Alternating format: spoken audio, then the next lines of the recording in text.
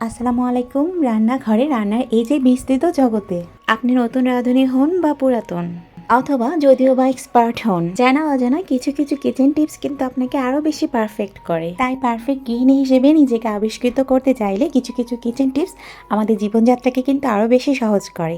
এর উপর আরও একটি ছোট্ট ভিডিও নিয়ে হাজির হয়েছি। আশা রাখছি ভিডিওটি কাজে আসবে। ভিডিওটি শুরু করছি।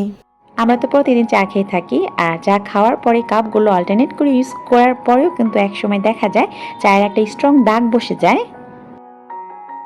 তো সকালবেলা চা খাওয়ার পর কাপগুলোকে একটু পরিষ্কার করে নিয়ে দেখাচ্ছি। এটা কিন্তু ডিশওয়াশ জেল দিয়ে পরিষ্কার করে নেওয়ার পরেও কিন্তু যেতে চায় না। তো এই স্ট্রং দাগগুলো কিভাবে সহজে উঠিয়ে নিতে পারি সেটারই একটা ছোট্ট টিপস আপনাদের সঙ্গে শেয়ার করব। আমাদের প্রতিদিনের ব্যবহৃত যে পেস্টটা রয়েছে, যেটা আমরা নিত্যদিনই আমাদের দাঁত মাজার কাজে ব্যবহার করে থাকি, সেটারই কিছু অংশ এখানে আমি নিয়ে নিচ্ছি। আর এরপরে পেস্টটা যে জায়গাগুলোতে স্ট্রং দাগটা বসে গেছে তার উপরে খুব ভালোভাবে মাখিয়ে নেব। পেস্ট মাখানো অবস্থায় কাপগুলোকে আমি 10 থেকে 15 মিনিটের জন্য এইভাবে রেখে দিচ্ছি। আর এতে কিন্তু খুব ভালো ফল পাওয়া যায়। আর এরপর আমি কাপগুলোকে স্ক্রাবার দিয়ে ভালো করে মেজে ঘষে পরিষ্কার করে নিব।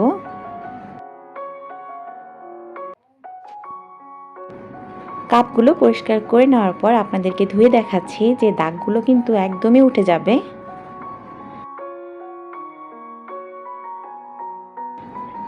আর একটু দেখুন, দাগগুলো কিন্তু একটুও নেই, পুরোটাই উঠে গেছে। ছোট্ট টিপসটি ফলো করে আশা রাখছি আপনারা অনেক বেশি উপকৃত হবেন।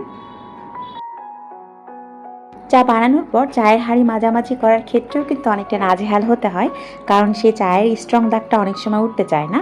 তো সেই ক্ষেত্রে আমি এখানে হাফ চামচ পরিমাণ বেকিং সোডা, হাফ চামচ গুঁড়া পাউডার, তার সঙ্গে 2-3 ফোঁটা ভিনেগার নিয়ে নিয়েছি। আর এবার স্ক্রাবার দিয়ে খুব ভালোভাবে হাঁড়িটাকে মেজে নেব। আর এর ফলে নিমিশেই কিন্তু হাঁড়িটা, চায়ের যে স্ট্রং দাগগুলো রয়েছে এগুলো উঠে যাবে, তার সঙ্গে নতুনের মতো হাঁড়িটা চকচক হয়ে যাবে। তো আমি আপনাদেরকে ধুয়ে দেখাচ্ছি।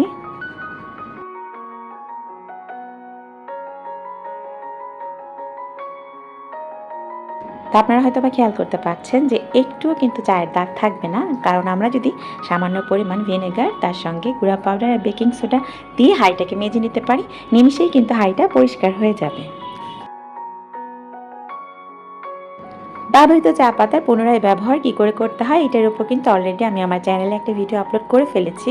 তারপরও আরও কিছু কাজ আমরা এই ব্যবহৃত চা পাতা দিয়ে করে নিতে পারি, তার আরও একটা টিপস আপনাদের সঙ্গে শেয়ার করছি।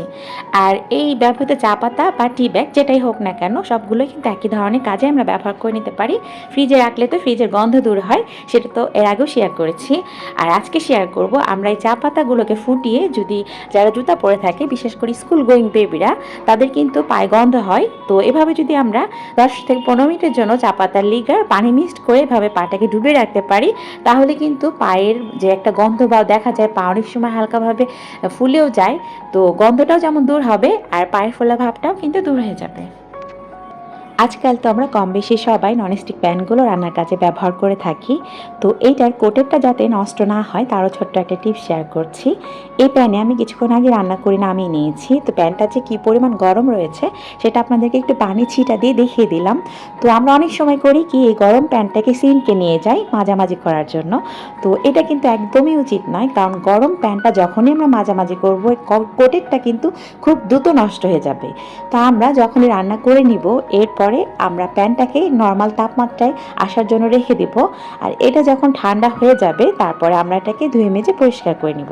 আর এই টিপসটা যদি আমরা ফলো করতে পারি, তাহলে কিন্তু এই ননস্টিক প্যানগুলো যেমন অনেক দিন এর কোটেরটা ভালো থাকবে, আর এটা কিন্তু আমরা অনেক দিন যাবত খুব ভালোভাবে ব্যবহার করে নিতে পারবো। কাঁচামরিচ সংরক্ষণ কম বেশি আমরা সবাই জানি, তবে আমি আরও একটি ছোট্ট টিপস আপনাদের সঙ্গে শেয়ার করছি, হয়তো বা আপনাদের কাজে আসতে পারে। কাঁচামরিচ তো আমরা সংরক্ষণ করার পূর্বে অবশ্যই এটাকে বোটাটা ছাড়িয়ে নিতে হবে, না হলে তো মরিচটা খুব দ্রুত পচে যাবে। তো বোটাটা ছাড়িয়ে নেওয়ার পর আমরা যদি আমাদের রেগুলার হলুদের গুঁড়া, যেটা আমরা রান্নার কাজে ব্যবহার করে থাকি, সামান্য পরিমাণ এভাবে ছিটিয়ে মরিচের গায়ে মাখিয়ে নিতে পারি, আর এতে কিন্তু মরিচটা অনেক দিন ভালো থাকবে, খুব সহজে পচে যাবে না। তো এভাবে হলুদ মাখিয়ে তারপর আমরা একটা টিস্যু বক্সের মাঝে বিছিয়ে মরিচগুলো রেখে ঢাকনা লাগিয়ে নর্মাল ফ্রিজে রেখে দিলেও কিন্তু এটা অনেক দিন পর্যন্ত ভালো থাকবে। তো এই ছোটো টিপসটিও হয়তো বা আপনাদের কাজে আসতে পারে। রান্নার পূর্বে মাছ তো আমরা লবণ দিয়ে মাখিয়ে এরপর ধুয়ে নিই, কারণ আমরা বাঙালি। আর বাঙালিরা মাছ লবণ দিয়ে ধুবো না তা তো হতে পারে না। তবে মাংসর ক্ষেত্রেও কিন্তু আমরা একই টিপসটা ফলো করতে পারি। মুরগির মাংস যদি আমরা একটু লবণ দিয়ে এভাবে মাখিয়ে একটু ঝাঁকিয়ে নিয়ে নর্মাল পানি দিয়ে ধুয়ে নিই, তাহলে মাংসের যে এক ধরনের আষ্টে গন্ধ থাকে এটাও যেমন দূর হয়ে যাবে, এছাড়া মাংসের গায়ে যে এক ধরনের পিচ্ছিল ভাব থাকে এটাও কিন্তু চলে যাবে। তো একটু লবণ দিয়ে মাখিয়ে এরপর আমরা মাংসটা ধুয়ে নিলে মাংসটাও কিন্তু অনেকটাই পরিষ্কার হয়ে যায়। আর এই ছোট্ট টিপসটাও কিন্তু অনেক কার্যকরী, তো আপনারা অবশ্যই ট্রাই করে দেখবেন। তো যা শুরু আছে তার তো শেষ আছে, তো ভিডিওটা এখানেই শেষ করছি। সবাই ভালো থাকবেন, আপনাদের সবার সুস্বাস্থ্য কামনায়। আল্লাহ হাফেজ, আসসালামু আলাইকুম।